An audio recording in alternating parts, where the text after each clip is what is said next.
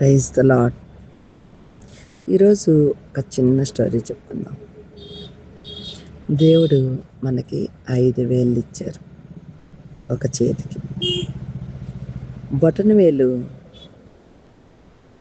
విజయానికి సూచన, చూపుడు వేలు ఎదుటి వాళ్ళని శాసించడానికి సూచన, మధ్య వేలు అన్నిటికంటే పెద్దది కాబట్టి గౌరవానికి సూచన, ఉంగరపు వేలు ఇద్దరిని కలపడానికి సూచన, చిటికిన వేలు వారిద్దరిని జీవితాంతం కలిపి ఉంచి ఒక చిన్న బిడ్డగా ఉండడానికి సూచన. అయితే మనం ఏం చేస్తున్నామంటే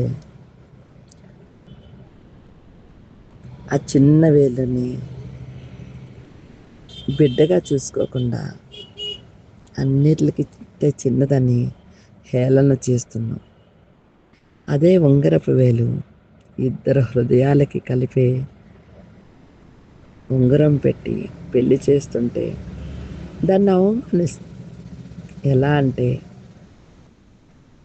ఆ పెళ్ళిని విడాకులుగా చేసి అవమానిస్తున్నాం.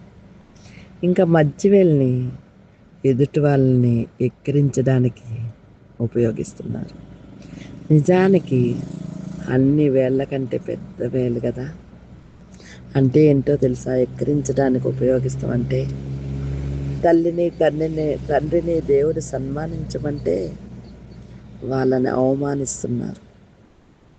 అందుకే ఆ ఏలు వెక్కిరింపుకు వాడబడుతుంది. మరి చూపుడు వేలు ఎదుటి వాళ్ళని శాసించడానికి ఉపయోగించాల్సింది ఎదుటి వాళ్ళని నిందించడానికి ఉపయోగిస్తున్నాం. మరి మన వైపే 4 వేలు చూపిస్తున్నాయి కదా అని తెలుసుకోలేకపోతున్నాం. బొటన వేలు విజయానికి సూచన. బొటన వేలు చిన్నగానే ఉంటుంది కానీ అందరినీ కలిపి ఉంచేది ఆ వేలే. ఎందుకంటే ప్రతి ఒక్కరికి దాన్ని తంబు వేలు అంటారు. ఎందుకో తెలుసా? ఒక ఉద్యోగానికి వెళ్తే తంబేయాలి, ఒక ఆస్తి కొనుక్కుంటే తంబేయాలి, ఒక విజయానికి వేలెత్తి చూపించాలంటే దాన్నే చూపించాలి. అన్నిటికీ అది పొట్టిది బండది అయినా సరే అన్నిటికీ దాన్నే వాడాలి. కానీ ఇప్పుడు మనం ఏం చేస్తున్నాం? పనికి రాని వాటికి వాడేస్తున్నారు. దాన్ని యూజ్ చేసేటప్పుడు కూడా అక్కర్లేని వాటికి యూజ్ చేస్తున్నారు. అవునంటారా కదంటారా? దేవుడు మనకి ఒక రకంగా మనకి చేతులు ఇస్తే మరొక రకంగా మార్చేస్తున్నాం. ఇదంతా మనలో లోపమే, ఎదుటి వాళ్ళలో లోపం కాదు. అందుకే నేనేమంటానంటే మనము విడిచిపెట్టేస్తే మనదే తప్పు, ఎదుటివారి విడిచిపెట్టేస్తే వారదే తప్పు. కాబట్టి మనం బాధపడక్కర్లేదు. అలాగే ఒక రాయిని చక్కగా శిల్పంలా చెక్కి ఒక్క రోజులో దేవుణ్ణి చేసేస్తారు. మరి రోజు వెళ్ళి మొక్కుతున్నారు కదా దేవుణ్ణి. మరి మీరెందుకు రాయిలా మారిపోతున్నారు? మనసారా దేవుణ్ణి మొక్కి మరి మీరెందుకు బండలా మారిపోవాల్సి వస్తుంది? మాంసపు హృదయాన్ని వదిలేస్తున్నారు. నేను ప్రశ్నించట్లేదు, లోకంలో జరిగేది చెప్తున్నాను. నిజానికి మనం దేవుడు బైబిల్లో ఒక మాట చెప్తాడు, నువ్వు మాంసపు హృదయం కలిగి ఉండాలి అంటే మెత్తని స్వభావంతో ఉండాలి. నీ హృదయం అనేకులకి మంచి చేసేదిగా ఉండాలి. మరి చెప్పడానికి నీతులు చాలా బాగుంటాయి, పాటించగలమా అని క్వశ్చన్ వేసుకుంటే మనం చాలాసార్లు పడిపోయి లెగుస్తూ ఉంటాం. ఎందుకో తెలుసా? మనం చెప్తాం కానీ పాటించలేం. అలా కాదు, మనం పాటించి ఎదుటి వాళ్ళకి నేర్పించాలి. చిన్నపిల్లలు తప్పు చేస్తే తల్లి ఏం చేస్తుంది? దండిస్తుంది. దండించినందుకు కాదు, చెప్పే విధానం కూడా తేడా ఉంటుంది. పిల్లలకి ఏదైనా ప్రాబ్లం వచ్చినప్పుడు దాన్ని వివరంగా చెప్పాలి, తిట్టకూడదు. ఇది ఇలా అయితే ఒక 30 ఏళ్ళు వచ్చి కొడుకుని తల్లి అంటుంది, ఇంకా నీకేం పెళ్ళి అవుతుందిరా, పెళ్ళి కాదు. నువ్వెందుకు అలా అంటున్నావు?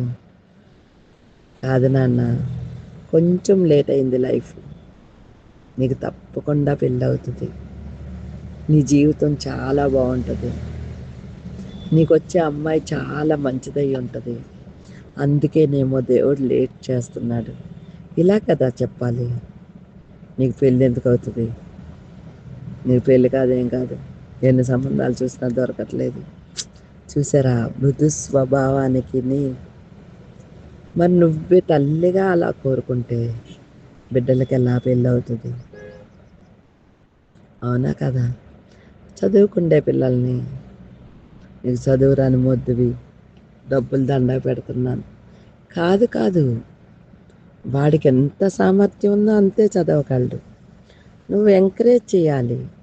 నువ్వు బాగా చదవగలవు నాన్న, ఇంతకంటే మంచి మంచి క్లాసులకు వెళ్తావు, నువ్వు చాలా బాగా చదవగలవు, నీలో మంచి టాలెంట్ ఉంది, అది నువ్వు బయటకు తీయట్లేదని వాడిని ఎంకరేజ్ చేస్తే వాడు ఖచ్చితంగా పైకి వచ్చేస్తాడు. 1 దగ్గర నుంచి 5వ తరగతి వరకు సరిగ్గా చదవని వాళ్ళు చాలామంది ఉంటారు, కానీ 5th నుంచి 10th వచ్చేప్పటికి మంచి ఇంప్రూవ్మెంట్లో ఉంటారు. కొందరు 1వ తరగతి నుంచి 5 దాకా బాగా చదువుతారు, అక్కడి నుంచి వాళ్ళు మొద్దుల్లా తయారవుతారు. ఎందుకంటే గర్వం. తల్లి ఒకరిని పొగిడి ఒకరిని తిడుతుంటే పొగిడినవాడు వెనక తగ్గిపోతూ ఉంటాడు, తిట్టినవాడు పైకి వస్తూ ఉంటాడు. అందుకే గద్దించే వారి మాటలు పిల్లలకి చాలా మేలునిస్తాయి, పొగిడే వాళ్ళ మాటలు పిల్లలకి చాలా కీడు చేస్తాయి. అందుకే తండ్రి గద్దిస్తూనే ఉంటాడు, తండ్రి కొడుతూనే ఉంటాడు.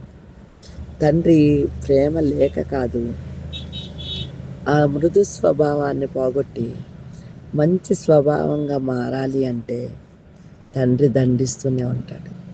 ఇది చాలామందికి అర్థం కాదు. అర్థం కాక పిల్లల్ని వారే వాళ్ళ చేతులారా పాడు చేస్తూ ఉంటారు. కొందరు తల్లులు గద్దించి పాడు చేస్తున్నారు, కొందరు అతిగా ప్రేమించి పాడు చేస్తున్నారు. 2 అత్యధికమైతే ఏదైనా కష్టమే కదా. దేవుడు అదే చెప్తున్నాడు, తండ్రి తల్లి బెత్తము పట్టందే పిల్లల్ని పెంచలేరు అని. బెత్తం ఎందుకు? అది వాడితే కర్ర, అది చెట్టుకే ఉంటే గాలి, అది మనం ఒక పెళ్ళికి రాటగా వేస్తే అది పెళ్ళి. అదే కర్రని ఒక గేమ్లా ఆడితే అది గేమ్. అదే కర్రని ఇంటికి వేస్తే ఒక నీడ. అదే కర్రని మనం పిల్లల్ని కొడితే ఒక దండన. ఒక కర్రలోనే ఇన్ని స్వభావాలు ఉన్నప్పుడు మరి మనుషుల్లో ఎన్ని స్వభావాలు ఉంటాయి?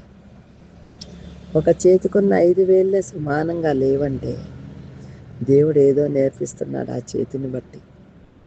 మనం ఎందుకు నేర్చుకోలేకపోతున్నాం?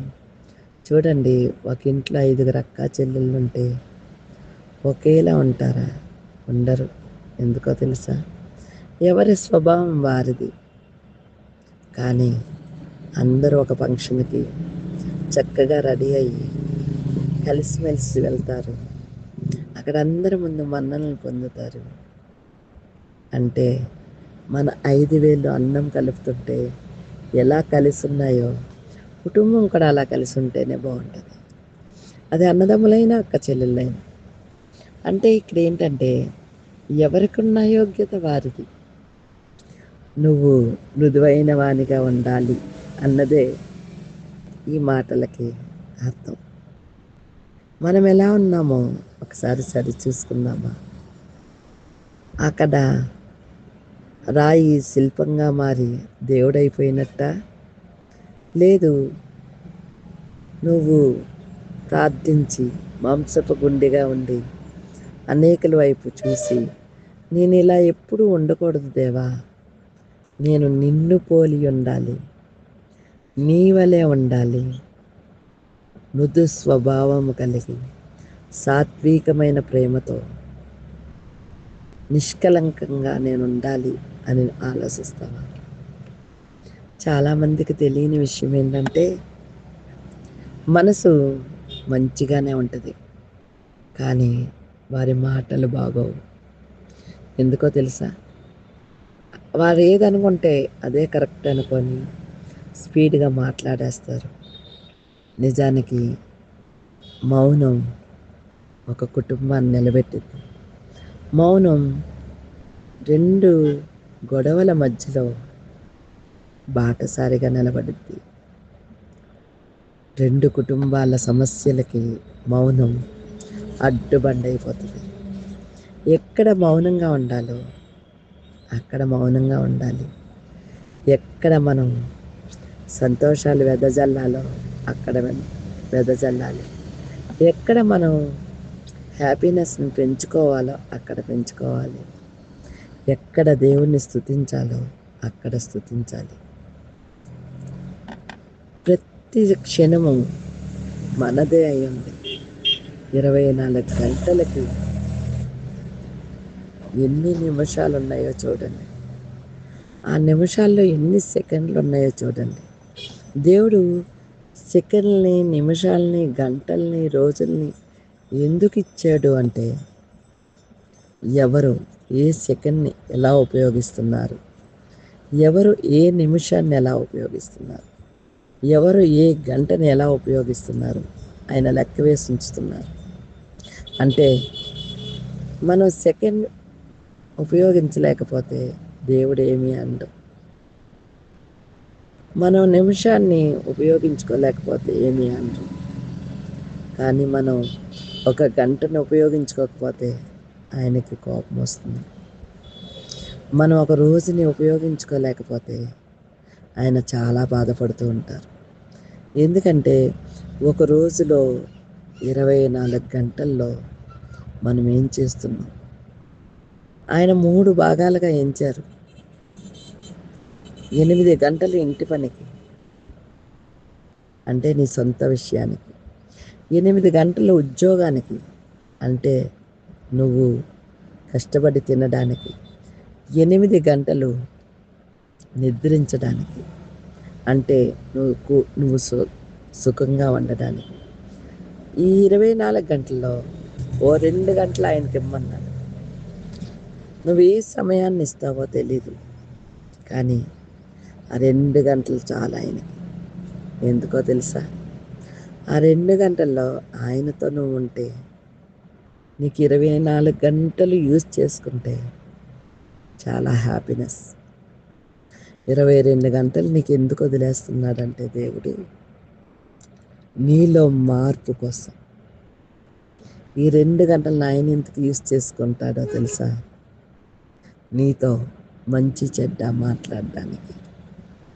నువ్వు ఇలా ఉండాలిరా, నువ్వు ఇలా తినాలిరా, నువ్వు ఇలా నిద్రించాలిరా అని ప్రతిరోజు ఆయన చెప్తూనే ఉంటారు. నువ్వు మనుషులతో ఇలా మాట్లాడాలి, నువ్వు మృదు స్వభావం కలిగి ఉండాలి, నువ్వు మనుషులతో చాలా జాగ్రత్తగా ఉండాలి. అందరూ మంచివారిగానే కనబడతారు, కానీ ఎవరి మనసు ఎటువంటిదో నాకు మాత్రమే తెలుసు, నీకు తెలీదు అని ఆయన చెప్పడానికి. మరి మనం ఏం చేస్తున్నాం? 24 గంటలు వాడేసుకుంటున్నాం. ఆయనకు ఆ 2 గంటలు కూడా ఇవ్వలేకపోతున్నాం. ఎందుకంటే మనకు ఫోన్ ఉంది, రీల్స్ ఉన్నాయి, అనేక యాప్స్ ఉన్నాయి, అన్నిటిలో వాడేసుకుంటున్నాం. మరి ఆయనకు ఒక 2 గంటలు ఇవ్వడానికి ట్రై చేద్దామా? ఒక అరగంట స్తోత్రార్పణ చేయండి, ఒక అరగంట బైబిల్ చదవండి, ఒక గంట సేపు ఆయనతో మాట్లాడండి. ఆయన మీతో ఒక అరగంటలో ఆయన చెప్పాలనుకున్నవన్నీ చెప్పేస్తారు.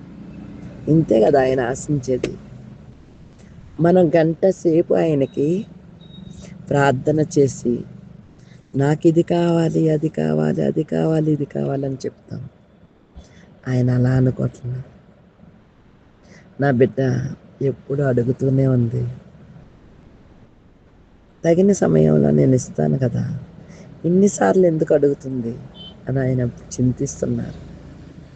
మనం ఒక్కసారి అర్జీ పెట్టుకుంటే కోర్టులో ఏ రోజో తీర్పు ఇచ్చేస్తారు. 10 సార్లు అర్జీ పెట్టుకోక్కర్లా. ఒక మనుషులు నివసించే భూమి మీదే ఒక అర్జీకి అంత వాల్యూ ఉంటే మరి దేవుని దగ్గర మనం పెట్టుకునే అర్జీ రోజు పెట్టాలా? రోజు స్తుతించాలి. ఎందుకంటే మనకి ఒక రోజునిస్తున్నారు, మనకి ఒక రోజుని ఆయనతో గడిపే ఛాన్స్ ఇచ్చారు అని. అవునంటారా కాదంటారా ఫ్రెండ్స్? Thank you friends.